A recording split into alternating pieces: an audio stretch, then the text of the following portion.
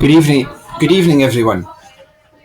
This evening I'm going to talk about advice about presenting. My talk has 4 parts.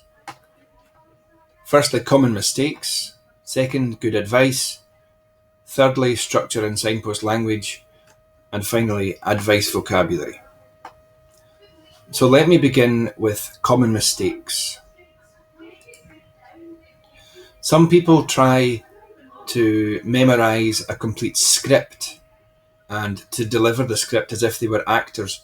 You should not try to do this. It's very difficult to do that, and it's almost impossible to do that. And if you forget your words, you become very stressed.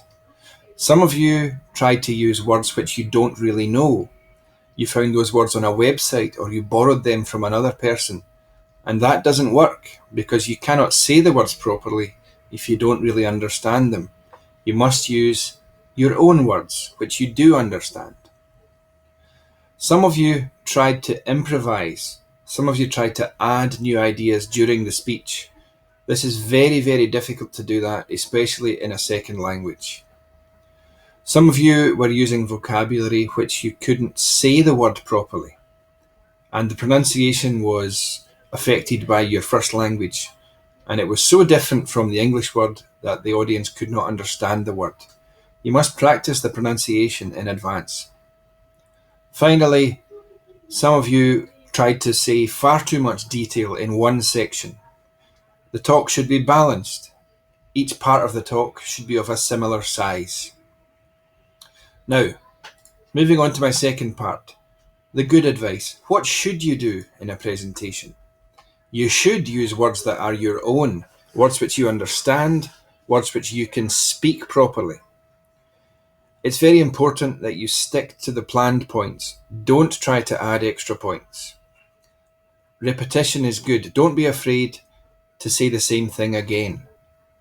It's helpful for the audience and it takes pressure off of you. Finally, in this section, you must select and practice saying any difficult vocabulary before you make the presentation. It is a speaking test. The audience must be able to understand you. Moving on to part 3, structure and signpost language. Most of the class did a good job in this area. There was an overview, a body, and review. You told us there were 3 parts in a talk. You told us the name of the 3 parts, and that was good. And most of you were using the transition phrases between one point to the next point. Moving on to my final part, the vocabulary which we use to give advice. You should try these ones. It is good to do something. It is important to do something. You can use emphasis phrases. For example, what you must remember is, or it is very important to, or the most important thing you should do before the interview is. You can use the simple words like try to. Try to arrive early for the interview.